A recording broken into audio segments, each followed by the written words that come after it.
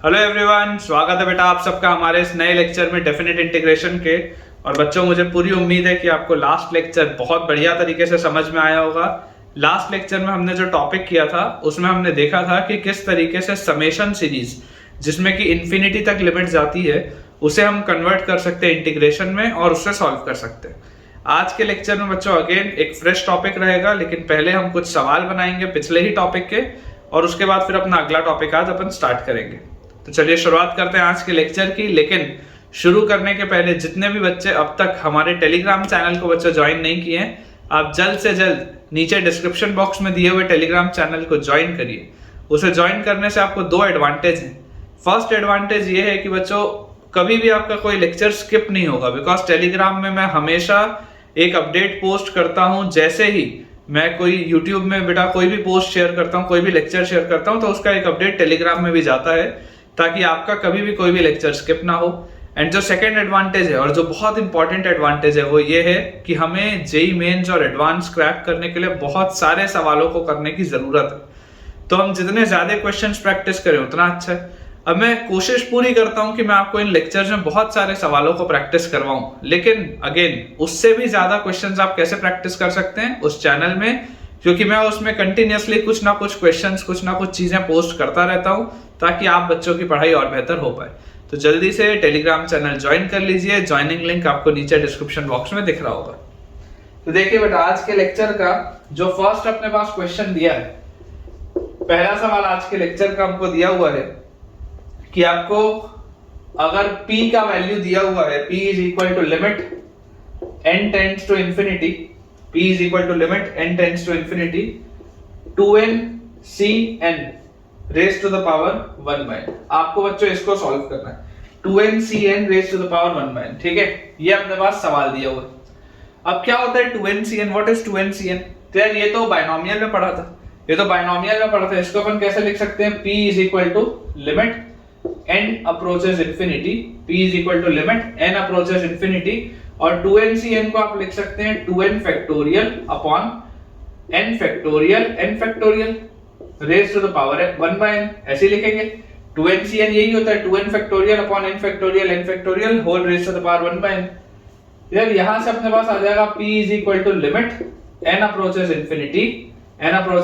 यहां पर देखिए 2n फैक्टोरियल क्या होता है? 1 2 3 4 ऐसा करके n तक, फिर n+1 n+2 and so on till 2n तक।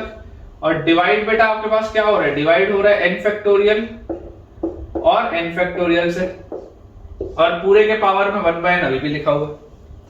तो यार ये एक n फैक्टोरियल तो इस पूरे से कैंसिल आउट हो जाएगा 1 से n तक के प्रोडक्ट से, इसमें तो कोई प्रॉब्लम नहीं है। और उसके बाद ये वाली बेटा जो पूरी चीज लिखी है, इसको क्या मैं ऐसा लिख सकता हूं कि अब p is equal to limit n approaches infinity, p is equal to limit n approaches infinity. और यहां पर आप ध्यान से देखिए, इसको अगर मैं ध्यान से बेटा ऐसे लिखूं, ये n फैक्टोरियल लिखा है। n फैक्टोरियल मतलब क्या होता है? n फैक्टोरियल मतलब होता है 1 2 3 4 ऐसा करके n तक का प्रोडक्ट। n फैक्टोरियल मतलब 1 से n तक का प्रोडक्ट। तो यार इसको अपन ऐसा लिख सकते हैं कि n+1 by 1 n+1 by 1 multiplied by n+2 by 2। तो n+2 बाय 2 क्या होगा? इसको आप लिख सकते हो 1 + n बाय 2, ऐसा लिख सकते हैं। इसको भी आप ऐसा लिख लो, n+1 बाय 1 जो लिखा है ना, इसको आप ऐसा लिख लो 1 + n बाय 1। बात एक ही। फिर n+3 बाय 3 जब आएगा तो आप उसको लिख लो 1 + n बाय 3। और यहां से लास्ट वाला बच्चों जो आपके पास टर्म आएगा, लास्ट वाला टर्म, तो ये 2n को आप क्या लिख सकते हैं? 2n can be written as n+n। तो आप इसको क्या लिख सकते हैं? देखिए लास्ट में जब आप n लेके आएंगे तो n+, या इसको आप ऐसा लिख लो 1 + n बाय n। बात वही है 1 + n बाय n। पैटर्न बनाने के लिए बस मैं आपको बोल रहा हूं, सिर्फ और सिर्फ ये पैटर्न बनाने की बात है, बाकी वही चीज लिखी।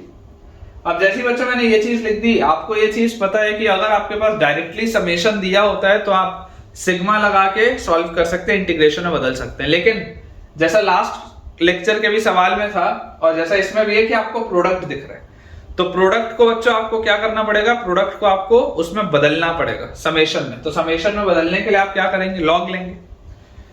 तो यहां हम लिख सकते हैं ln p is equal to limit n approaches infinity ln p is equal to limit n approaches infinity, और अंदर अपने पास आ जाएगा ln 1 plus n by 1 plus ln 1 plus n by 2 plus ln 1 plus n by 3, और ये पूरा जो पैटर्न अपना चलेगा वो कहाँ जाएगा, ln 1 plus n by n तक। ये अपने पास पैटर्न आएगा, और ये जो बेटा 1 बाय n था, ये 1 बाय n कूद के सामने आ जाएगा, 1 बाय n जो है वो बाहर निकल आएगा लॉग के। अब जैसी ये चीज मेरे पास आई, देखो बेसिकली क्या होता है, लॉग जैसी आप लेते हो तो ln के साथ ये पूरी चीज आती है, और उसके बाद ये ब्रेक होके इस तरीके से अपने पास आ जाता है। यार ये पैटर्न मुझे तो दिखाई दे रहा है कि ln p is equal to लिखा हुआ है limit n approaches infinity, ln p is equal to लिखा हुआ है limit n approaches infinity 1 by n, और अंदर अपने पास लिखा हुआ है sigma ln 1 plus n by r, sigma ln 1 plus n by r। और r का मूवमेंट कहां से हो रहा है, क्या रखूं, r की पहला टर्म मिल जाए तो r को 1 रखूंगा, क्या रखूं, r की आखिरी टर्म मिल जाए तो r को n रखेंगे, यही आएगा अपने पास, यही चीज आएगी अपने पास।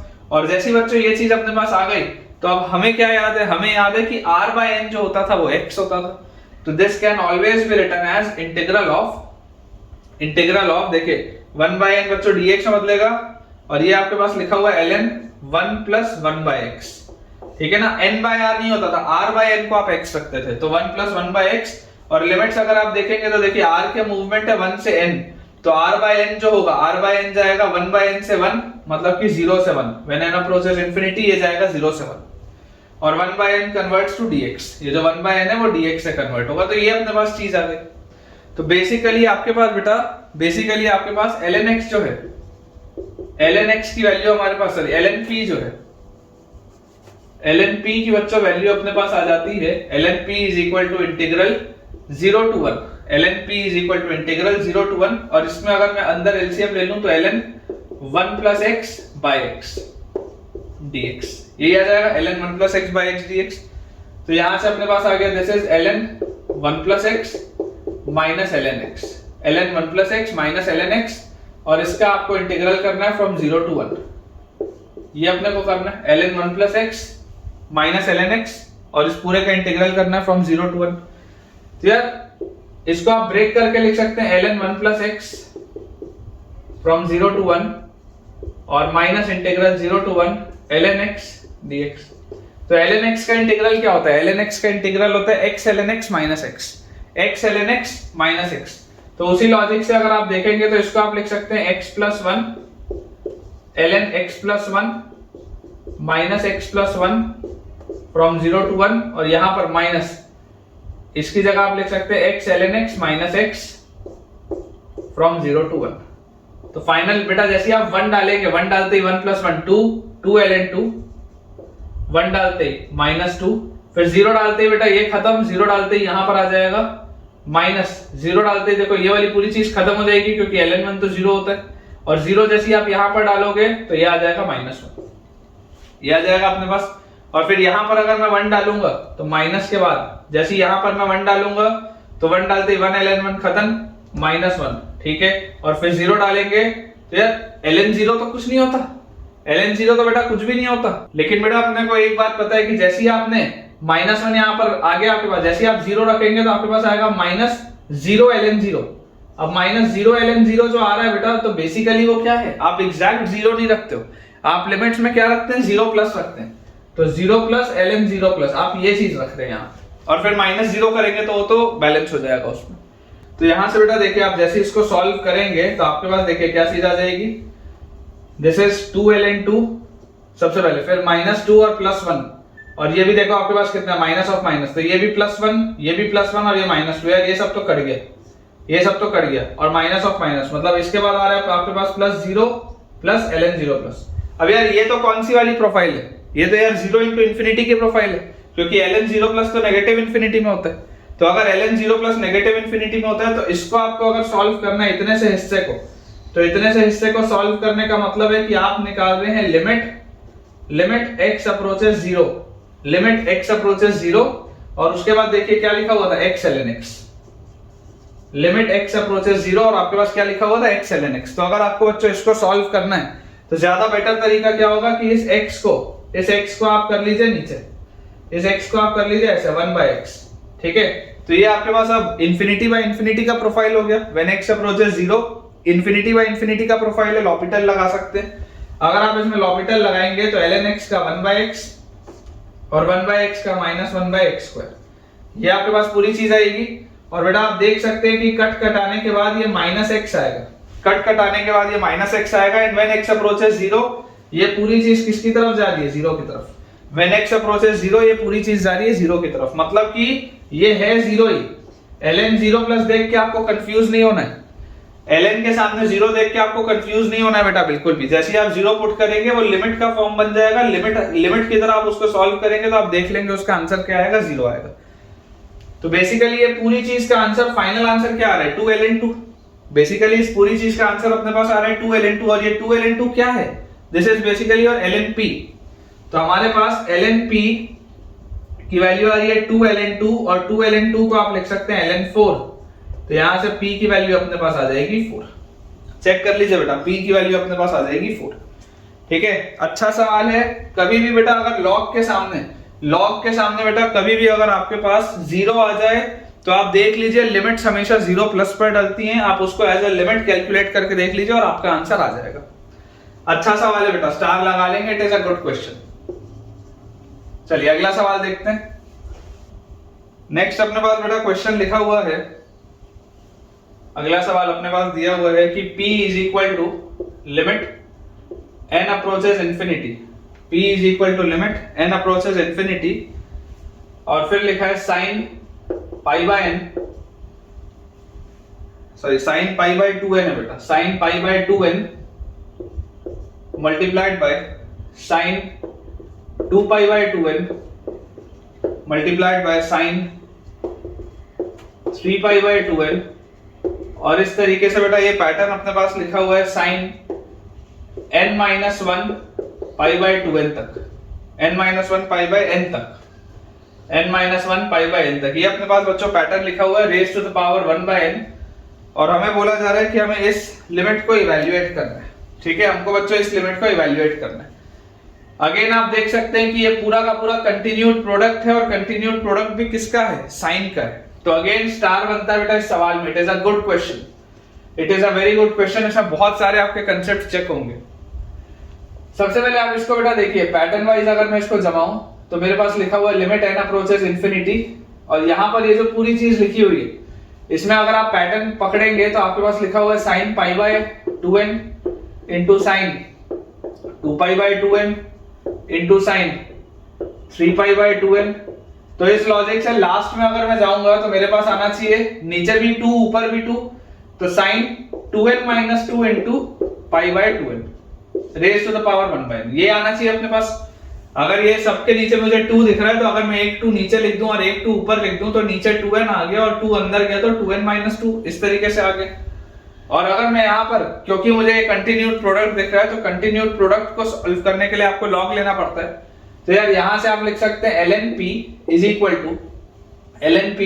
टू बेटा ये 1/n आगे आ जाएगा, तो limit n approaches infinity 1/n, और अंदर बेटा पूरे में जब आप लॉग लोगे और लॉग लेने के बाद लॉग की प्रॉपर्टी लगाओगे तो मैं डायरेक्टली लिख देता हूं ln sin π/2n, ये पहला टर्म आएगा, प्लस ln sin 2π/2n, ये दूसरा टर्म आएगा, प्लस ln sin 3π/2n, ये अपने पास तीसरा टर्म आ जाएगा। और इस तरीके से लास्ट टर्म जो हमारे पास आएगा that will be ln sin 2n - 2 π/2n, 2n - 2 π/2n, ये चीज आ गई अपने पास।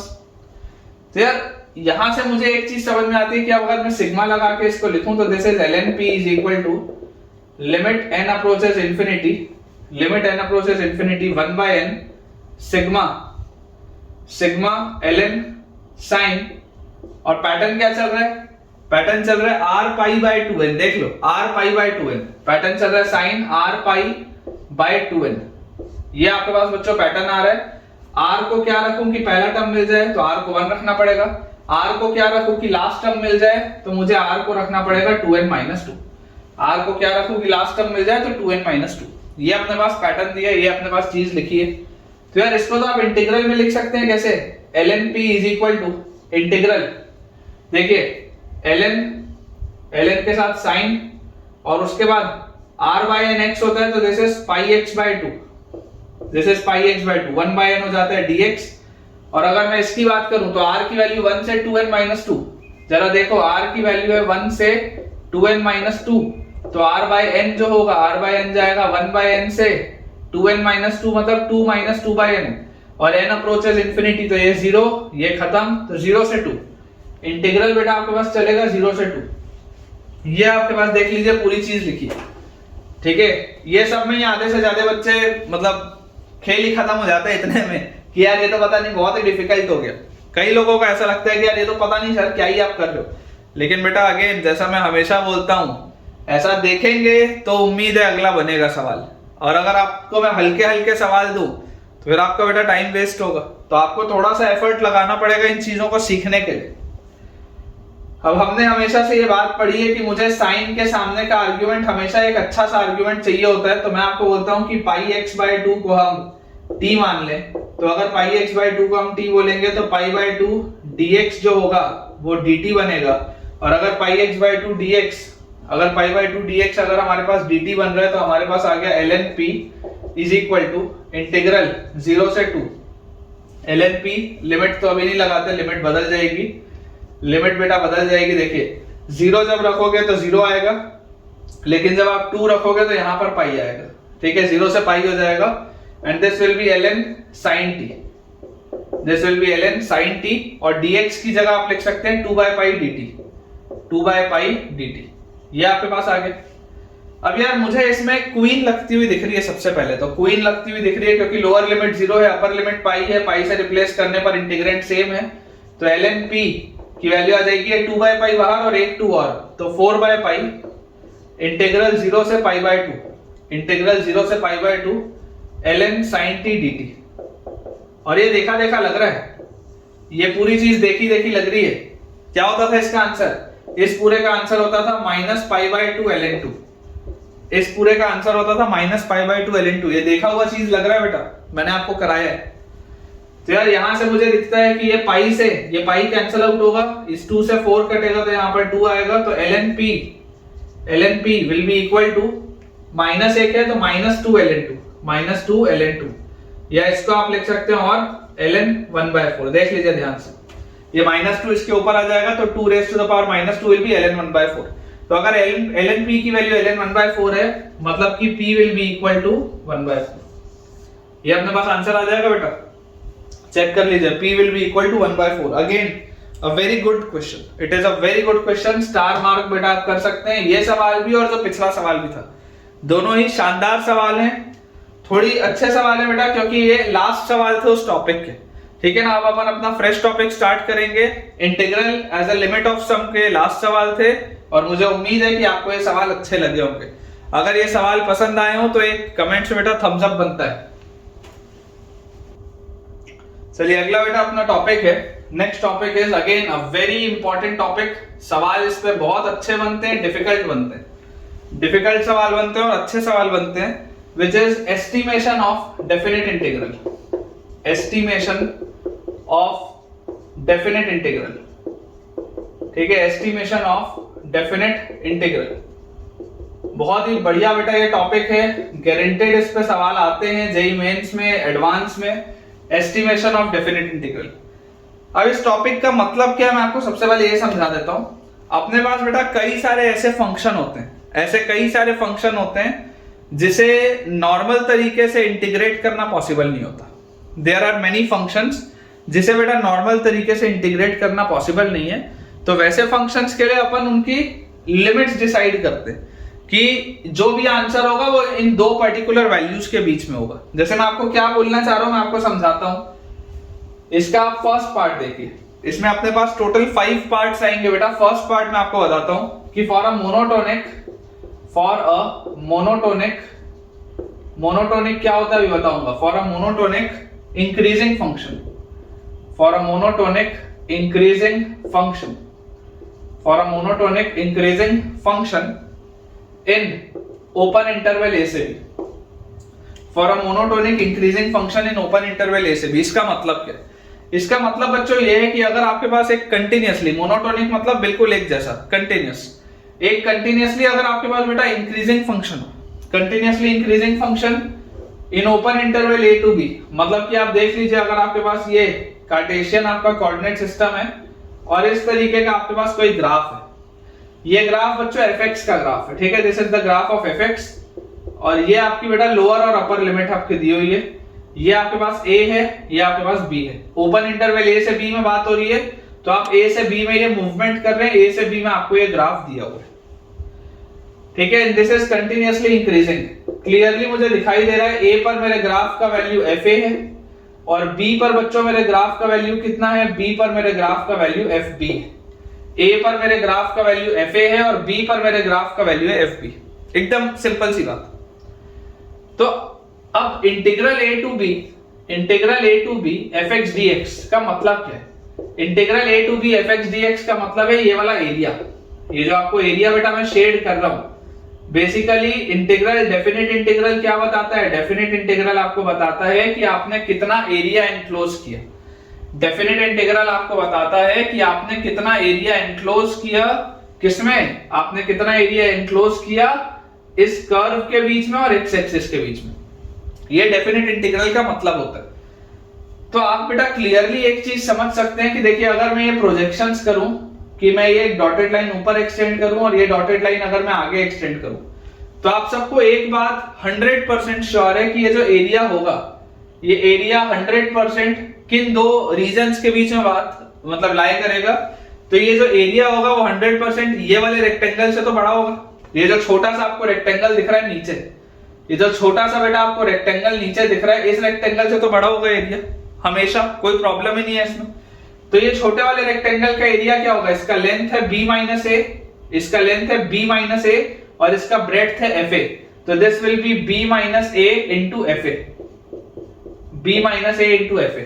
ये बात 100% श्योर है कि ये जो रेक्टेंगल है इसके एरिया से, इस रेक्टेंगल के बच्चों एरिया से ये जो पूरा एरिया होगा वो बड़ा होगा, श्योर। इसके बाद ये जो पूरा एरिया आपके पास है, ये पूरा एरिया किससे छोटा होगा? तो ये जो बड़ा वाला रेक्टेंगल दिख रहा है, ये जो बेटा बड़ा वाला आपको रेक्टेंगल दिख रहा है, इस बड़े वाले रेक्टेंगल से तो इसका छोटा होगा एरिया, शेडेड रीजन उससे तो कम होगा हमेशा।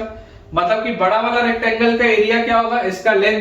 इसका लेंथ है b माइनस ए और इसका ब्रेड्थ कितना है? इसका ब्रेड्थ fb है, तो this will be b minus A into fb। ये आपके पास बेटा रिजल्ट है। रट के नहीं रखना है, समझ के रखना है, ठीक है? रटना नहीं है बच्चों, समझ के आपको रखना है कि इस तरीके से आपके पास ये एरिया आएगा कि अगर आपके पास मोनोटोनिक इंक्रीजिंग फंक्शन आया तो मोनोटोनिक इंक्रीजिंग फंक्शन का इस तरीके से बच्चों आपके पास ग्राफ आ जाएगा और जो रिजल्ट आएगा कि integral a to b fx dx will lie between b minus a fa से b माइनस ए fb तक। रटना नहीं है लेकिन समझ के चलिए। अब अगर बेटा आपको ये चीज समझ में आती है तो मैं आपको अब समझाता हूं इसी में, चलिए इसी में या इसको क्लियर करते हैं, अगला पार्ट इसका देखते हैं। अपने पास बच्चों जो सेकंड इसका पार्ट दिया हुआ है, second part is for a monotonic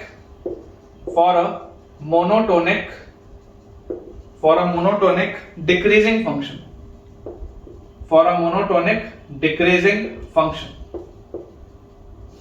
for a monotonic decreasing function, ठीक है? अगर बच्चों हम मोनोटोनिक डिक्रीजिंग फंक्शन की बात करें इन ए से B, for a monotonic decreasing function in A से बी, ठीक है? तो अगर बच्चों मैं इसमें बात करूं, अगर मैं इसमें इस बात को समझूं, तो आप ये बात समझिए कि आपके पास ग्राफ किस तरीके का होगा?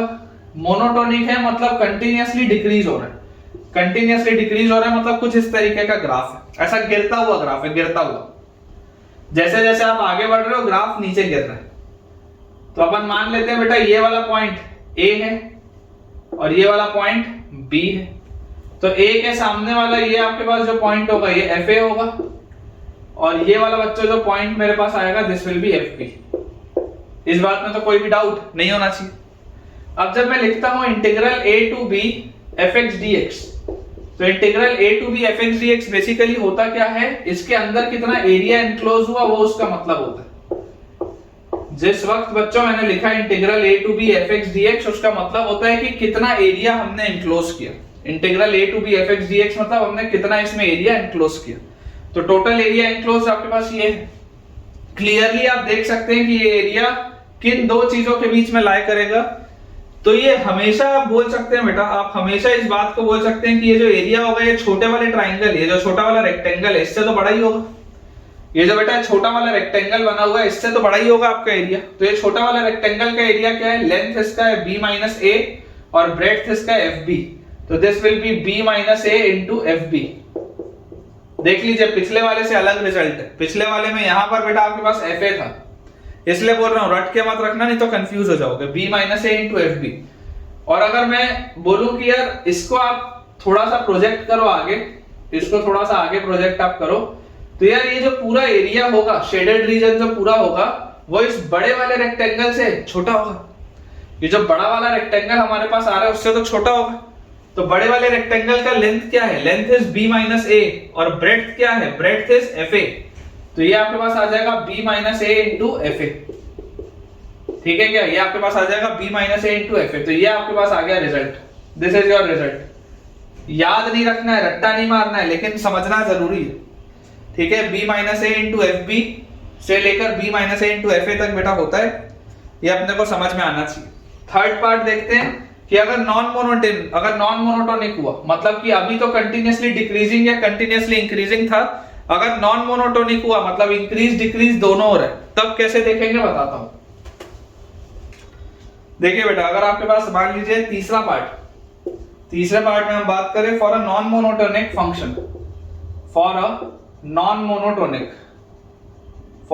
मोनोटोनिक फंक्शन, कि अगर हमारे पास फंक्शन हुआ non monotonic in open interval a से b, for a non monotonic function in open interval a से b। इमेजिन करिए आपके पास एक ऐसा फंक्शन है जो डिक्रीज भी हो रहा है और इंक्रीज भी हो रहा है, जो डिक्रीज भी हो रहा है और इंक्रीज भी हो रहा है। किस तरीके का, तो लेट अस से कुछ ऐसा, डिक्रीज भी हुआ इंक्रीज भी हुआ। तो ऐसे फंक्शन के लिए हम क्या बोलेंगे, हम बोलेंगे कि यार मान लेते हैं ये आपके पास x इक्वल टू a है, मान लेते हैं ये आपके पास x इक्वल टू b है, this is your x axis, ये आपकी y एक्सिस, मान सकते हैं ऐसा। अब आपको जब बोला जाए integral a to b fx dx, तो integral a to b fx dx तो मतलब ये एरिया की बात हो रही है। Integral a to b fx dx तो इस एरिया की बात हो रही है आपके लिए, ये वाला जो एरिया है, this is integral a to b fx dx। ये पूरा एरिया जो आपके पास है, this is integral a to b fx dx। और यहां पर आपके पास वैल्यू है fa, और ये वाली बच्चों वैल्यू आपके पास दी हुई है fb, ये आपके पास दिया हुआ। अब मैं गारंटी से क्या बोल सकता हूं, मान लेते हैं यहां पर ये कहीं पर मिनिमम हो रहा है at some x equal to c, x equal to c पे ये मिनिमम आ रहा है। ठीक है, it is minimum at x equal to c। तो गारंटी से बच्चों मैं ये चीज बस बोल सकता हूं कि यार ये जो पूरा एरिया होगा ये किससे बड़ा होगा, c पर इसकी वैल्यू fc मान लेते हैं, आप बोल देते हैं यहां पे let x equal to c is the minimum point, वो ऐसा पॉइंट है जहां पर मिनिमम वैल्यू आ रही है आपके ग्राफ की, है ना। ये ग्राफ है आपका y इक्वल टू fx का। तो यार गारंटी से मैं बोल सकता हूं कि ये जो पूरा फिगर का एरिया होगा वो नीचे वाले रेक्टेंगल के, ये जो नीचे वाला बेटा रेक्टेंगल है इससे तो बड़ा ही होगा। ये बात 100% श्योर है कि इससे तो बड़ा ही होगा। तो इसका एरिया क्या होगा, इसका अगर मैं एरिया बोलूं तो इसका लेंथ है b माइनस a और इसका ब्रेड्थ है fc। तो this will be b minus a into fc, b minus a into fc। और अगर हम बात करें कि ये हमेशा किससे छोटा होगा, तो आप बोल सकते हैं जो बड़ा वाला रेक्टेंगल है ये बड़े वाले रेक्टेंगल से हमेशा छोटा होगा। तो बड़ा वाला रेक्टेंगल का लेंथ है b माइनस a और ब्रेड्थ है fb। तो this will be b minus a into fb। ये आ जाएगा आपके पास रिजल्ट, चेक कर लीजिए बेटा, this will be your result. ठीक है, इंपॉर्टेंट है ये सारी चीजें समझना कि ये b minus a into fc से लेकर b minus a into fb तक बेटा चलेगा और ये आपके पास ग्राफ आ जाएगा। ये सारी चीजें समझना बहुत इंपॉर्टेंट है, इन पे सवाल बनते हैं।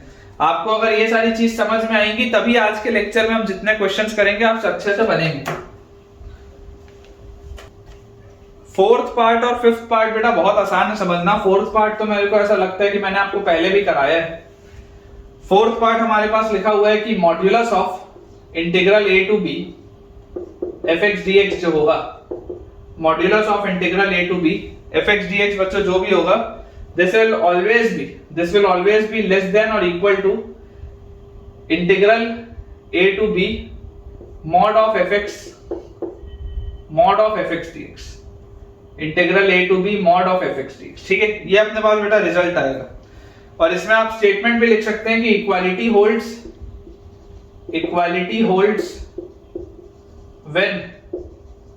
when fx lies completely above or below the x axis। Equality holds when fx lies completely above, when fx lies completely above or below, completely above or below the x axis। मतलब कि या तो fx पूरा positive हो या तो fx पूरा negative हो तो इक्वालिटी आ जाएगी, थोड़ा आधा ऊपर नीचे होगा तो प्रॉब्लम आएगी।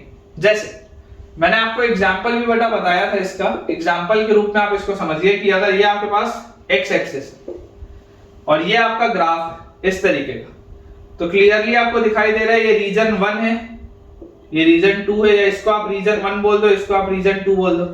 रीजन 1 जो है वो पॉजिटिव दिख रहा है, रीजन 2 जो है वो नेगेटिव दिख रहा है। और ओवरऑल मॉड्यूलस क्यों लगाया गया है? ओवरऑल मॉड्यूलस इसलिए लगाया गया है कि जो भी एरिया आएगा वो इफेक्टिव एरिया है, मतलब पॉजिटिव और नेगेटिव आप सब्ट्रैक्ट कर देंगे तो दिस इज 1 - 2 का मॉड, बेसिकली ये बोला गया 1 - 2 का मॉड या 2 - 1 का मॉड, जो आप बोल लो।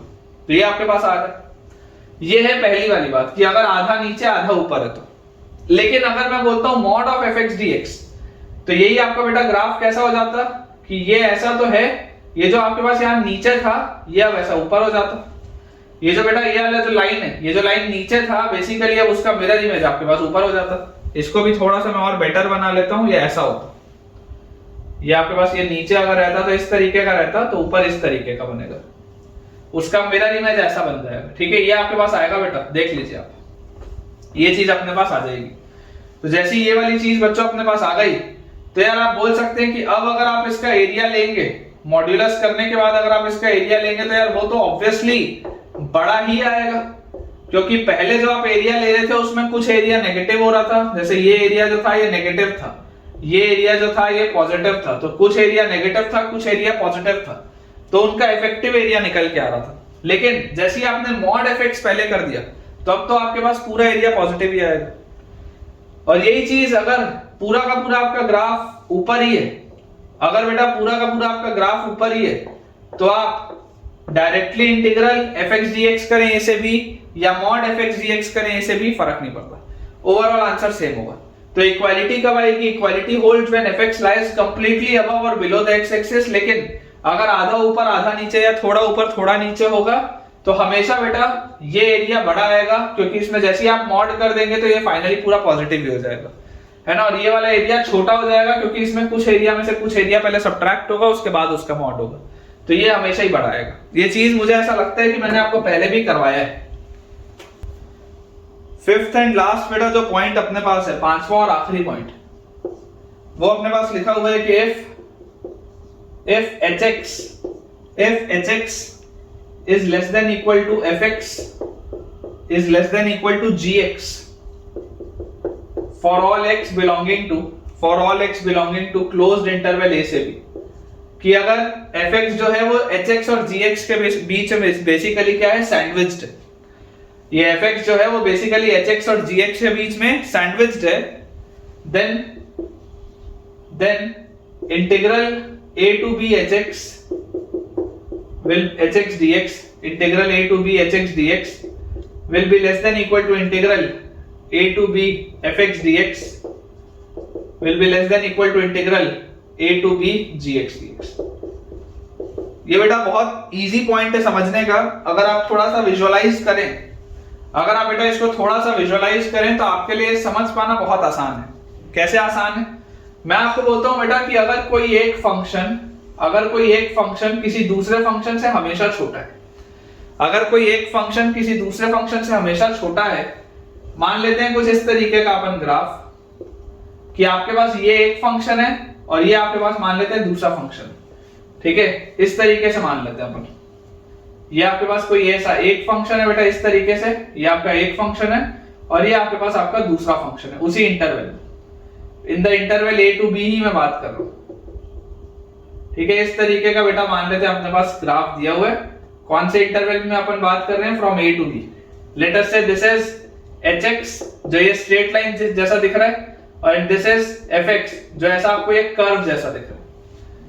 तो यार a से b में अगर मैं इसको इंटीग्रेट करूंगा, अगर ये फंक्शन हमेशा ऊपर है, हमेशा बड़ा है, तो यार ये जो एरिया एनक्लोज करेगा, ये बेटा जो एरिया एनक्लोज करेगा वो ऑब्वियसली नीचे वाले से ज्यादा ही एनक्लोज करेगा। इसमें कोई डाउट ही नहीं होना चाहिए, मतलब बहुत आसान सी बात है। लोग इसको इंटरप्रेट नहीं कर पाते बेटा, लेकिन आप इसको समझने की कोशिश करिए। डेफिनेट इंटीग्रल का क्या मतलब है? डेफिनेट इंटीग्रल का मतलब है कि आप एरिया एस्टिमेट कर रहे हैं, वो कर्व अपने नीचे कितना एरिया ले रहा है एक्स एक्सिस के साथ, आप उसको एस्टिमेट करने की कोशिश कर रहे हैं।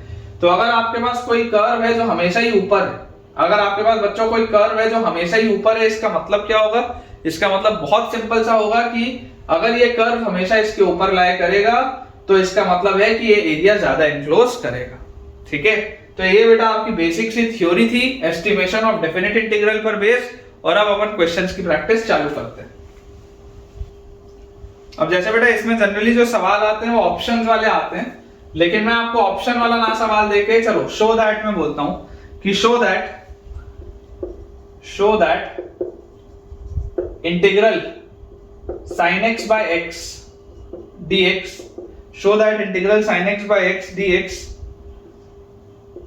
from 0 to pi by 2, integrate आपको करना है from 0 to pi by 2, lies between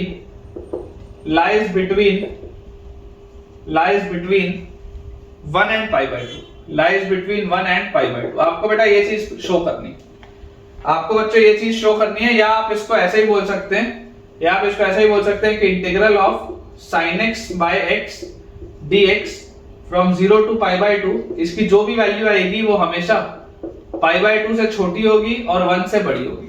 ये आपको प्रूफ करना है। अब इस पर सिंगल करेक्ट बेटा सवाल भी बनते हैं, कि sin x by x from 0 से pi by 2 किससे बड़ा होगा? 1 से बड़ा होगा, किससे छोटा होगा? pi by 2 से छोटा होगा। ऐसे वाले भी सवाल बनते हैं। ठीक है, जेईई मेंस का भी मैं आपको एक सवाल कराऊंगा, उससे आपको क्लैरिटी देखना ज्यादा आएगी। तो अगर बेटा मेरे पास ये चीज लिखी हुई है, तो अब ऑल्दो अपन ने एप्लीकेशन ऑफ डेरिवेटिव अभी पढ़ा नहीं है जिसमें sin x by x चीज आती है, भले हमने एप्लीकेशन ऑफ डेरिवेटिव नहीं पढ़ा है, लेकिन मुझे एक चीज याद है, मैंने लिमिट्स में पढ़ा था कि sin x का एक्सपेंशन क्या होता है। तो sin x का एक्सपेंशन आपके पास आता था, एक ऑड फंक्शन होता था, तो x minus x cube by 3 factorial plus x की power 5 by 5 factorial and so on, ये इसका एक्सपेंशन होता था। तो अगर मैं इस पूरे में से x कॉमन ले लूं तो मेरे पास आ जाएगा sin x will be equal to x times 1 minus x square by 3 factorial plus x की पावर 4 बाय 5 फैक्टोरियल, x की power 4 by 5 factorial and so on. तो यार यहां से अपने पास sin x by x क्या हो जाएगा? sin x by x will be equal to 1 minus x square by 3 factorial plus x की power 4 by 5 factorial and so on. ये अपने पास लिखा हुआ है। तो आपको बेटा क्लियरली ये चीज दिखाई देती हुई दिख रही है कि यार sin x by x जो है वो 1 से छोटा है। मैंने आपको लिमिट से ही बताया था कि लिमिट x अप्रोचेस 0, ये जो sin x by x होता है ये 1 जरूर होता है, लेकिन ये 1 नहीं होता, ये एग्जैक्टली होता है 0.999999 इस तरीके का। ये बताया था मैंने, जब मैं आपको लिमिट्स पढ़ा रहा था तब मैंने आपको ये बताया था कि इसमें ऐसा होता है x by sin x अगर होगा तो वो 1 प्लस होगा, मतलब वो 1.001 होगा उस तरीके का। tan x by x जो होगा वो भी प्लस में होगा, x by tan x negative में होगा। ये सारी चीजें मैंने आपको लिमिट्स में बहुत डिटेल में समझाई है। अगर थोड़ा भी आपको बच्चों इसमें डाउट है तो आप एक बार लिमिट्स का अपना चैप्टर दोबारा पढ़िए। तो यार ये चीज आपको देखो यहाँ पर दिखाई देती है कि sin x by x जो है वो 1 से छोटा है। क्लियरली आप बोल सकते हैं यहाँ पे, clearly sin x by x जो है, sin x by x ये 1 से छोटा है। तो अगर sin x by x 1 से छोटा है हमेशा ही, तो यार sin x जो होगा वो x से छोटा होगा। अगर sin x by x 1 से छोटा है मतलब sin x जो होगा वो किससे छोटा होगा? x से छोटा होगा। तो यार अगर sin x x से छोटा है तो आप समझने की कोशिश करिए कि 0 से π/2 के इंटरवल में, इन 0 to π/2, अगर मैं 0 से π/2 का इंटरवल ले लूं और मैं बोल दूं कि sin x जो है वो x से छोटा है, इसका मतलब क्या है? इसका मतलब ये है कि sin x x से छोटा है, तो ये पूरी चीज क्या होगी? This will be a decreasing function. ये एक डिक्रीजिंग फंक्शन हो जाएगा। सोच के देखो बेटा, आपके पास अगर मैं बोल रहा हूं कि sin x हमेशा ही x से छोटा है, मतलब नीचे वाली चीज हमेशा ही बड़ी होगी, तो ये पूरी चीज क्या होगी? एक डिक्रीजिंग फंक्शन हो जाएगा। अगर अभी आपको थोड़ा ही बेटा ये समझने में प्रॉब्लम आ रहा है, तो आप प्रॉब्लम बेटा बिल्कुल मत फेस कीजिए। जैसे ही मैं आपको एओडी पढ़ाऊंगा, एप्लीकेशन ऑफ डेरिवेटिव पढ़ाऊंगा, उसमें आपको ये क्लैरिटी बहुत बढ़िया तरीके से आ जाएगी। आप चाहें तो अभी फिलहाल के लिए सिर्फ नोट डाल के लिख सकते हैं, फिलहाल के लिए आप सिर्फ ये नोट डाल के लिख सकते हैं that sin x by x is a decreasing function in 0 to π/2। AOD में आएगा डिक्रीजिंग फंक्शन इन 0 to π/2, ठीक है, एओडी में आएगा। अगर कोई समझ गया हो यहां से तो बहुत अच्छी बात है, और अगर ना समझ में आया हो तो भी कोई दिक्कत नहीं है। एओडी में बेटा बहुत डिटेल में आएगा, तब अपन इसको देखेंगे। लेकिन ये यहां से दिखाई देता है कि sin x by x क्या होगा? एक डिक्रीजिंग फंक्शन होगा। अब अगर sin x by x एक डिक्रीजिंग फंक्शन है, इसका मतलब क्या है? इसका मतलब ये है कि sin x by x का ग्राफ कुछ ऐसा बनना चाहिए, ठीक है। और आपने इंटरवल रखा है 0 से π/2, आपने इंटरवल क्या रखा हुआ है? 0 से लेकर π/2। तो अगर 0 से π/2 का बेटा मेरे पास इंटरवल है और ये एक डिक्रीजिंग इस तरीके से आपको फंक्शन दिया हुआ है, डिक्रीजिंग फंक्शन, तो आप मुझे एक बात जरा सोच के बताइए कि 0 पर इसकी वैल्यू क्या होगी? तो जैसे ही आप 0 रखोगे sin 0/0 तो 1 होता है, तो ये 1 होगा। और π/2 अगर रखोगे तो sin π/2 by π/2, तो π/2 sin π/2 1, और नीचे π/2 2 घूम के ऊपर, तो यार ये तो 2/π के पास होगा। ये पूरी चीज किसके पास होगी? 2/π के पास। जैसे ही आप यहाँ पर 0 रखोगे, sin 0/0 1 होता है, तो ये 1 से शुरुआत हो रहा है, डिक्रीज हो रहा है क्योंकि डिक्रीजिंग फंक्शन है। और π/2 जैसे ही रखूंगा तो sin π/2 1 डिवाइडेड बाय π/2 2 घूम के ऊपर, तो 2/π। ये चीज आ गई अपने पास। और आपके पास बेटा वैल्यू कहां से कहां तक है? फ्रॉम 0 to π/2 आप देख रहे हैं ना, ये 0 से लेकर π/2 तक आप देख रहे हैं। तो मैं गारंटी से क्या बोल सकता हूं? मैं गारंटी से आपको ये बोल सकता हूं कि integral sin x by x dx from 0 to π/2 ये किसके बीच में लाया करना चाहिए? तो छोटा रेक्टेंगल और बड़ा रेक्टेंगल। आप ध्यान से सोच के देखो कि आपको ये वाला एरिया निकालने बोला जा रहा है, ये वाला एरिया, ये वाला आपको एरिया निकालने बोला जा रहा है। तो आप ये चीज बोल सकते हैं कि ये छोटे वाले रेक्टेंगल से तो हमेशा बड़ा होगा। अब ये छोटे वाले रेक्टेंगल का लेंथ है π/2 और इसका ब्रेड्थ है 2/π। लेंथ है π/2 और इसका ब्रेड्थ है 2/π। और ये जो बड़ा वाला रेक्टेंगल है, ये अगर बेटा इसको मैं प्रोजेक्ट करूं इस तरीके से, तो ये जो बड़ा वाला रेक्टेंगल है, बड़े वाले रेक्टेंगल का लेंथ है π/2 और ब्रेड्थ है 1। लेंथ है π/2 और ब्रेड्थ है 1, तो दिस विल बी π/2 into 1। तो आप अगर बेटा देखेंगे तो देखिए आपका आंसर आ चुका है। π/2 और 2/π कैंसिल आउट, यहाँ पे 1 बचा, और यहाँ पे π/2 into 1 तो π/2 होता है। तो देख लो 1 से π/2 आ रहा है, ये 1 से π/2 ही आपको लेके आना था, बिटवीन 1 and π/2। इस तरीके के बेटा बहुत सारे सवाल बनते हैं। प्रैक्टिस आप जितना ज्यादा करेंगे इस टॉपिक का, उतना आपके लिए इंपॉर्टेंट है, उतना आपके लिए अच्छा है। मैक्सिमम बेटा इसके आपको क्वेश्चंस करने हैं ताकि ये टॉपिक में आपकी कमांड अच्छे से आ जाए। देखिए बेटा अगला अपने पास सवाल लिखा हुआ है, इसी पैटर्न पर है कि अगर मेरे पास दिया हुआ इंटीग्रल ऑफ 1 से लेकर e तक, इंटीग्रल ऑफ 1 से लेकर e तक dx upon 2 plus ln x, dx upon 2 plus ln x, ठीक है। ये अपने पास बेटा सवाल है और आपको इसका लोअर लिमिट और अपर लिमिट शो करना है। दैट शो दैट ये अगर p है तो show that e minus 1/3 is less than p is less than e minus 1/2। आपको बच्चों ये चीज प्रूव करनी है। e minus 1/3 is less than p is less than e minus 1/2, ये वाली चीज बेटा अपने को शो करनी है। अब अगेन सबसे पहले अपने को ये चीज समझने की जरूरत है कि क्या ये इंक्रीजिंग या डिक्रीजिंग ऐसा कोई फंक्शन है क्या। तो अगर मैं ध्यान से देखूं तो यार देखो, इसको अगर आप डिफरेंशिएट करोगे, बेसिकली fx क्या है? fx आपके पास दिया हुआ है 1/2 plus ln x। fx आपके पास दिया हुआ है 1/2 plus ln x।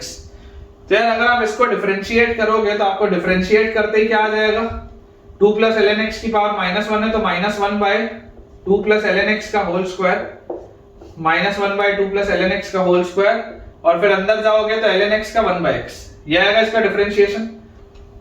ये मैंने सेम चीज पिछले वाले में इसलिए नहीं की थी क्योंकि पिछले वाले में डिफरेंशिएट करके उसको समझा पाना थोड़ा सा मुश्किल था, लेकिन इसको अगर आप डिफरेंशिएट करके देखेंगे तो आप देख लीजिए 1 से लेकर e तक, 1 से लेकर e तक ये जो पूरी चीज है ये तो हमेशा पॉजिटिव है, 1 से e में ये भी पॉजिटिव है, लेकिन ये आगे नेगेटिव साइन लिखा हुआ है, तो f डैश x जो आ रहा है आपके पास वो नेगेटिव आ रहा है, ये बात श्योर है। इन ओपन इंटरवल 1 से लेकर e तक f डैश x क्या आ रहा है आपके पास, नेगेटिव आ रहा है, दिखाई दे रहा है आपको। अब अगर ये नेगेटिव आ रहा है इसका मतलब ये भी क्या होगा, एक डिक्रीजिंग फंक्शन होगा, ये भी आपके पास एक डिक्रीजिंग फंक्शन आएगा। और अगर ये भी बेटा एक डिक्रीजिंग फंक्शन मेरे पास आ रहा है और मैं अपना मूवमेंट करा रहा हूं कहां से कहां तक, मेरा मूवमेंट चल रहा है 1 से लेकर e तक, मेरा इसमें बच्चों जो मूवमेंट चल रहा है वो चल रहा है 1 से लेकर e तक, ये अपने पास चीज लिखी हुई है। अब 1 पर इसकी वैल्यू क्या होगी, तो रख के आप देखिए, जैसे आप यहाँ पर 1 रखेंगे, 1 रखते ही आपके पास ln 1 0, इसकी वैल्यू आएगी हाफ, 1 पर इसकी वैल्यू आएगी हाफ। और अगर आप e रखेंगे तो e रखते ही यहाँ पे ln e 1/3 आएगी इसकी वैल्यू, e पर इसकी वैल्यू आएगी 1/3। ये आपके पास ग्राफ बहुत सिंपल सा आपको दिखाई दे रहा है that this is a decreasing function. अब अगर ये डिक्रीजिंग बच्चों फंक्शन मुझे दिया हुआ है तो मुझे बेसिकली ये जो मैं शेडेड हिस्सा दिखा रहा हूं मुझे इसका एरिया निकालना है, मुझे एरिया इसका निकालना है।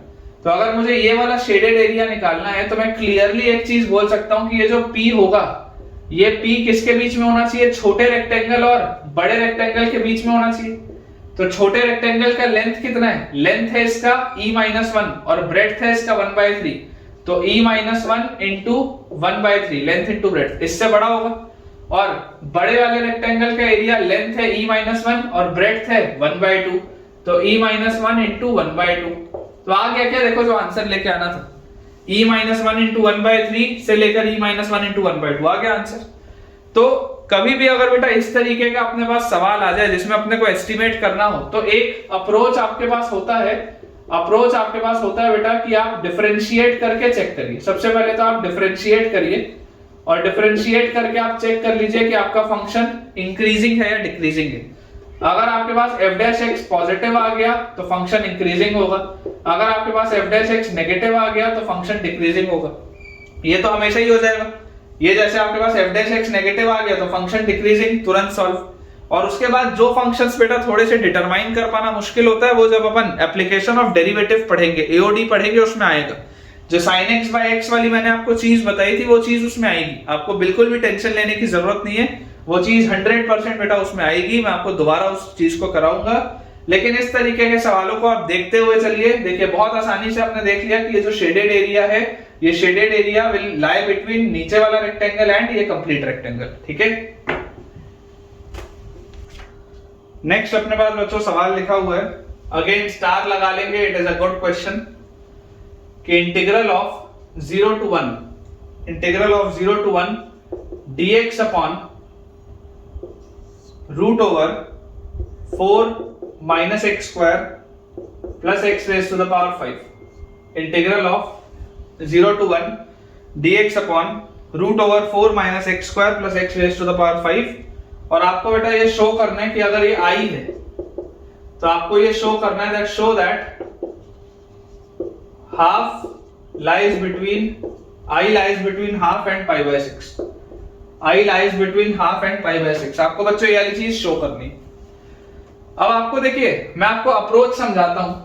अप्रोच बेटा आप समझने की कोशिश करिए कि ऐसे सवालों को सोचा कैसे जाता है। ऐसे सवालों को सोचना एक बहुत डिफिकल्ट टास्क हो सकता है, और आप हमेशा इस बात को याद रखिएगा कि ऐसे सवाल कभी भी इंटीजर टाइप में नहीं आएंगे। ऐसे सवाल आपके पास हमेशा सिंगल करेक्ट में आएंगे, आपको ऑप्शन दिख रहा होगा। कभी भी ऐसा सवाल आपको इंटीजर टाइप में नहीं मिलेगा, ठीक है, क्योंकि क्या चीज लेके आनी है वो आप ऑप्शन देख के ही सोचते हो कि क्या करूं कि आ जाए। जैसे कि आपको बेटा ये चीज दिखाई दे रही है कि यार आपको ये हाफ से बड़ा चाहिए, आपको ये हमेशा हाफ से बड़ा चाहिए। आप इमेजिन करिए ये पूरी चीज की वैल्यू हाफ कब आएगी, ये पूरी चीज की बच्चों वैल्यू हाफ आएगी जब ये x और ये वाली पूरी चीज गायब मैं कर दूं। तो 1/√4 होगा, 1/√4 का हाफ बाहर आ जाएगा, इंटीग्रल ऑफ dx x होगा, 1 - 0 आ जाएगा, तो हाफ आ गया आंसर। तो हाफ कब आएगा, जब ये वाली चीज को मैं हटा दूं यहां नीचे से, सोच के देखो। और पाई बाय 6 कब आएगा, पाई बाय सिक्स तो एक अच्छा सा एंगल है। ये अच्छा सा एंगल तो कुछ साइन इनवर्स की चीज वीज में बनाऊंगा तब आना चाहिए। लॉजिकली सोचो कि ये जो पाई बाय सिक्स है, पाई बाय सिक्स बनाने के लिए मुझे क्या करना पड़ेगा? पाई बाय सिक्स बनाने के लिए मुझे यहाँ पर कुछ इनवर्स वाले एंगल लिखने पड़ेंगे।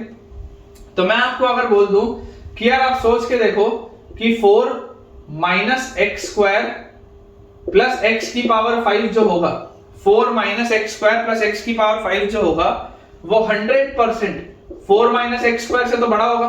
सोच के देखो, ये 4 माइनस एक्स स्क्वायर यहां भी है, ये 4 माइनस एक्स स्क्वायर यहां भी है, आपने एक्स की पावर 5 ऐड कर दिया, यहां पर नहीं किया, तो ये पूरी चीज 100% इससे बड़ी होगी, इसमें कोई डाउट नहीं है, क्योंकि x का मूवमेंट 0 से 1 में है, x का मूवमेंट पॉजिटिव है, तो अगर x पॉजिटिव है तो ये पूरी चीज इससे बड़ी होगी।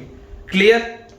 अब अगर बेटा ये पूरी चीज इससे बड़ी है तो देयरफॉर आप बोल सकते हैं root of 4 minus x square plus x की power 5 will be greater than root of 4 minus x square. Root of 4 minus x square plus x की power 5 will be greater than root of 4 minus x square. ये भी होगा बिल्कुल सही।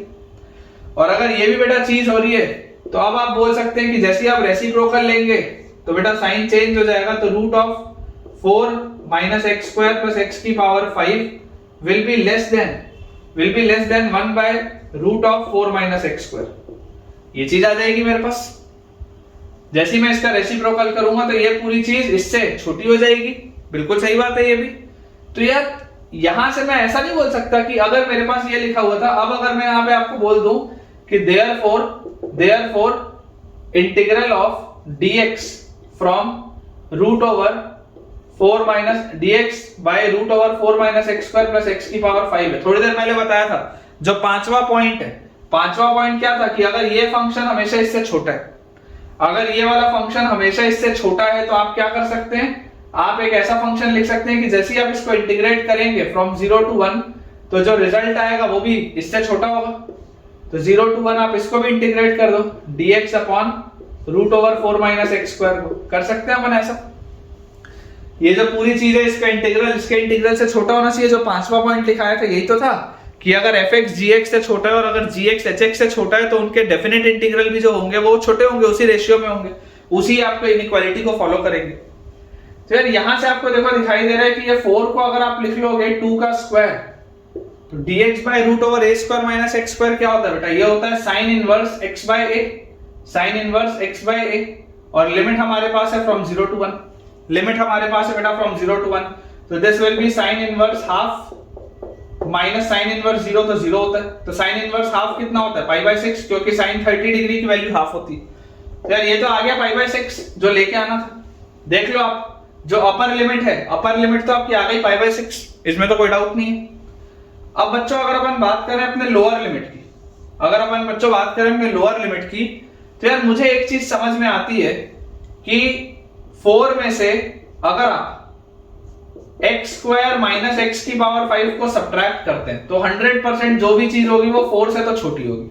सोच के देखो, 4 में से आपने क्या सब्ट्रैक्ट किया? एक्स स्क्वायर माइनस एक्स की पावर 5। देख लो माइनस अंदर जाएगा तो माइनस एक्स स्क्वायर और प्लस एक्स की पावर 5 वैसे लिखा हुआ। लेकिन 4 में से अगर आपने बच्चों इस चीज को सब्ट्रैक्ट कर दिया, 4 में से अगर बच्चों आपने इस चीज को सब्ट्रैक्ट कर दिया तो ओवरऑल जो भी चीज होगी वो 100% 4 से छोटी होगी। क्योंकि देखो 0 से 1 में बेटा इन 0 टू 1 एक्स स्क्वायर बड़ा होगा एक्स की पावर 5 से। 0 से 1 में एक्स स्क्वायर बड़ा होगा एक्स की पावर 5 से, एक्स की पावर 5 बहुत छोटा होगा। जैसे जैसे तुम पावर बढ़ाते जाओगे वो नंबर और छोटा होता जाएगा। तो एक्स स्क्वायर बड़ा होगा एक्स की पावर 5 से, मतलब आपने 4 में से कुछ एक पॉजिटिव क्वांटिटी, ये जो पूरी चीज है कुछ पॉजिटिव है, 4 में से अगर आपने एक पॉजिटिव क्वांटिटी सब्ट्रैक्ट की है तो जो भी चीज आएगी वो 4 से छोटी होगी। तो अगर बेटा ये पूरी चीज 4 से छोटी होगी तो मैं बोल सकता हूं कि under root of 4 minus x square plus x की पावर 5 100% अंडर रूट ऑफ 4 मतलब 2 से छोटा होगा। या मैं बोल सकता हूं कि 1 upon under root of 4 minus x square plus x की पावर 5 जो भी होगा वो 1/2 से बड़ा होगा। जैसे आप इसका रेसिप्रोकल करोगे तो ये पूरी चीज 1/2 से बड़ी होगी। और अगर बेटा ये चीज मेरे पास 1/2 से बड़ी आ गई, अगर ये वाली बच्चों पूरी की पूरी चीज मेरे पास 1/2 से बड़ी आ गई तो इसका मतलब क्या है? 1/2 से बड़ी आने का मतलब ये है कि जैसे ही आप इसको इंटीग्रेट करेंगे, जैसे आप इसको इंटीग्रेट बेटा करेंगे कि इंटीग्रल 0 से लेकर 1, इंटीग्रल 0 से लेकर 1 dx upon root over 4 minus x square plus x की power 5, integral 0 to 1 dx upon root over 4 minus x square plus x की पावर 5। तो ये पूरी चीज इंटीग्रल 0 to 1 हाफ dx से भी बड़ी होनी चाहिए। बेसिकली ये हाफ dx से भी बड़ा होना चाहिए, क्योंकि अगर ये फंक्शन हमेशा इससे बड़ा है तो इसका इंटीग्रल इससे बड़ा होगा। ये बात तो पढ़ी है अपन ने 5वें वाले रूल में। तो यार ये पूरी चीज किससे बड़ी होनी चाहिए, तो हाफ dx, तो हाफ इंटू एक्स और x की जगह 1 माइनस 0, मतलब ये हाफ से बड़ा होना चाहिए। तो आपको दिखाई दे रहा है कि ये जो पूरी चीज थी, ये जो बेटा पूरी चीज थी i हाफ से बड़ा आ रहा है और i π/6 से छोटा आ रहा है। तो यार वही तो प्रूफ करना था, वही तो मुझको प्रूफ करना था कि i की वैल्यू जो होगी वो हाफ से बड़ी होगी और π/6 से छोटी होगी। चलिए आपको मैं एक दो सवाल इस पे और कराता हूं, फिर आज का लेक्चर एंड करेंगे। देखिए अगला सवाल बेटा जेईई मेंस के लेवल का सवाल है, जेईई मेंस का सवाल है, ठीक है। इससे आपको पता चलेगा कि आपके पास किस तरीके के इसमें सवाल आते हैं। तो आपको दिया हुआ है if j is equal to integral 0 to 1 cos x upon root x, if j is equal to integral 0 to 1 cos x upon root x dx and k is equal to integral 0 to 1 sin x upon root x and k is equal to integral 0 to 1 sin x upon root x dx, ठीक है। ये अपने पास दिया हुआ है। Then which of the following is true? JEE Mains का सवाल है। Then which of the following is true? Which of the following is true? जैसा बेटा मैंने आपको बताया कि आपके पास हमेशा ही ये ऑप्शंस में आएगा, क्योंकि आपको ऑप्शंस देख के जज करना है कि आपको उसमें बनाना क्या। Which of the following is true? पहला ऑप्शन आपके पास है बच्चों k is less than 2/3 and j is less than 2। Second option हमारे पास दिया हुआ है k is greater than 2/3 and j is greater than 2। Third option हमारे पास दिया हुआ है k is less than 2/3 and j is greater than 2। And last option बेटा अपने पास दिया हुआ है D option, that is k is greater than 2/3, k is greater than 2/3 and j is less than 2। ये अपने पास बेटा चार ऑप्शंस दिए हुए, ठीक है। अब समझने वाली बात ये है कि आपको हर जगह k की जो चेकिंग करनी है, k की चेकिंग आपको किस में करनी है, 2/3 के पास। k की चेकिंग आपको 2/3 के पास करनी है और j की चेकिंग आपको 2 के पास करनी है। ऑप्शंस देख के आपको ये चीज पता चलती, मतलब आपको इसका कन्वर्जन कुछ इस तरीके से करना है कि यार k जो है वो 2/3 के करीब आए और j जो है वो 2 के पास है। तो चलिए बेटा सबसे पहले अपन k को एनालाइज करते हैं, k को। तो यार मैंने आपको थोड़ी देर पहले बेटा मैंने आपको एक बात बताई थी कि sin x जो होता है वो x से छोटा होता है। देखो sin x by x decreasing होता है, sin x by root x के लिए मत बोलो। AOD का कंसेप्ट आएगा कि sin x by x जो होता है वो डिक्रीजिंग होता है। यहाँ पर आपके पास sin x by root x है, ठीक है, फ्रॉम 0 to 1। तो मैं आपको ये बोलता हूँ कि यार आप ऐसे बेटा समझने की इसको कोशिश करो कि sin x हमेशा x से छोटा होता है। ये बात क्लियर है? यहाँ पर 0 से 1 भी लिख लो, बाकी हमेशा ही छोटा होता है, कोई दिक्कत की बात नहीं। तो अगर sin x बच्चों x से छोटा है, ठीक है, इन 0 to 1 पॉजिटिव वैल्यूज में ये होता है। तो यार यहां से मैं बोल सकता हूं कि नीचे रूट एक्स भी लिखा हुआ है, तो मैं बोलता हूं divide by root x on both sides. आप क्यों डिवाइड कर सकते हैं, क्योंकि रूट एक्स एक पॉजिटिव क्वांटिटी है, इनइक्वालिटी को फर्क नहीं पड़ेगा। तो आपके पास आ जाएगा sin x by root x will be less than x by root x. तो रूट एक्स होता है, x बाय रूट एक्स क्या होता है, रूट एक्स। तो अगर ये फंक्शन हमेशा इससे छोटा है तो integral sin x by root x integral root x से छोटा होना चाहिए, फ्रॉम 0 to 1 ये होना चाहिए। और रूट एक्स अपने पास क्या है, रूट एक्स मतलब x की पावर 1/2, x की पावर 1/2 मतलब 1/2 प्लस 1/2 प्लस 1 मतलब x की पावर 3/2 बाय 3/2 फ्रॉम 0 to 1। तो ये क्या आएगा, 1 जैसी रखूंगा तो 1/3/2 मतलब 2/3 माइनस 0 रखूंगा तो 0। तो यार ये चीज हमेशा बेटा देखो किससे छोटी आ रही है, 2/3 से। क्योंकि इसकी वैल्यू कितनी आई हमारे पास, इसकी वैल्यू हमारे पास आई 2/3। तो ये जो पूरी चीज है ये क्या था अपने पास k, तो k जो है बेटा वो किससे छोटा आ रहा है 2/3 से। तो अगर k की वैल्यू 2/3 से छोटी आ रही है मतलब यार आपका ये C ऑप्शन होगा या तो A ऑप्शन होगा, B और D तो नहीं हो सकता। ये बात तो क्लियर। अब K के बाद बेटा अगर हम J की बात करें, J की, तो यार J के लिए देखो आपके पास लिखा हुआ है cos x/√x। मैं एक चीज जानता हूं कि यार cos x तो हमेशा ही 1 से छोटा होता है। मतलब अगर आप 0 से 1 में बात करेंगे तो cos x तो क्या होगा 1 से छोटा ही होगा। आपको बेटा सवाल देख के, मैं आपको बहुत सारे सवालों की इस पर प्रैक्टिस कराऊंगा, सवाल देख के आपको जज करना है कि क्या लिखने से आंसर आ सकता है। लिखने को आप यहाँ पर sin x < 1 भी लिख सकते थे लेकिन उससे फायदा नहीं होता। लिखने को आप यहाँ पर sin x < 1 लिख सकते थे लेकिन फायदा नहीं आता। लेकिन यहाँ पर देखो जैसे मैं cos x को < 1 बोलता हूँ तो cos x < 1 से मुझे फायदा क्या होगा, मुझे बेटा इसमें फायदा ये आएगा कि आप देखिए cos x/√x जो होगा, cos x/√x वो 100% 1/√x से छोटा होगा। और अगर cos x/√x 100% बेटा √x से छोटा है तो यार यहाँ पर अगर मैं इसको इंटीग्रेट कर दूं फ्रॉम 0 to 1, अगर बच्चों में इसको इंटीग्रेट कर दूं फ्रॉम 0 to 1 तो यार ये लिखा हुआ है x की पावर -1/2 तो -1/2 + 1 अपॉन -1/2 + 1, ये चीज आ जाएगी अपने पास फ्रॉम 0 to 1। तो ये कितना आया 1/1/2, मतलब यार ये तो 2 आ रहा है। मतलब कि cos x जो है वो हमेशा ही किससे छोटा आ रहा है, ये जो पूरी चीज थी j, ये जो बेटा पूरी चीज थी j, ये j किससे छोटा आ रहा है 2 से। तो j 2 से छोटा आ रहा है और k 2/3 से छोटा आ रहा है, मतलब A ऑप्शन आपका सही आंसर है। बहुत सारे अपन इस पर बच्चों से सवाल करेंगे ताकि आपको क्लैरिटी आते रहे, लेकिन आप इस सवाल को देख के थोड़ा सा डिफिकल्ट मैं बोलूंगा, चीजें ये सब सोच पाना रेगुलर नहीं है, लेकिन आप जैसे जैसे आप डेफिनेट के एंड पे पहुंच रहे हैं तो यार चीजें उठपटांग तो होंगी। तो ये चीज आपको यहाँ पर समझ में आती है बच्चों की, जैसे ही आप इसको इंटीग्रेट करेंगे, इस तरीके से फंक्शंस बनाएंगे, क्लियरली आपको दिखाई दे रहा है कि ये जो k है वो हमेशा 2/3 से छोटा आ रहा है और j जो है वो हमेशा 2 से छोटा आ रहा है। ठीक है, तो k will be less then 2/3 and j will be less then 2। ये अपना आंसर होगा। एक आखिरी सवाल और फिर आज का लेक्चर एंड करेंगे बेटा। लास्ट क्वेश्चन बेटा आज के लेक्चर का अपने को दिया हुआ है कि if I1 is equal to integral